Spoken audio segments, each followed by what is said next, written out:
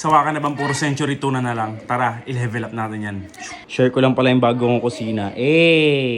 Dahil kailangan natin ng breadcrumbs pero wala tayong breadcrumbs, so mag-i-improvise tayo gamit ang mga Pinoy Tasty. Kumain nyo lang ng ganyan.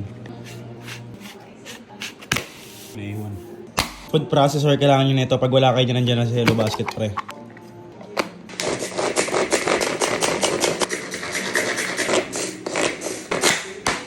Yun eh.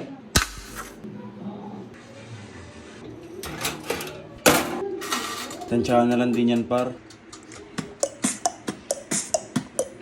Habang inaantay niya mag-iwan tayo sibuyas.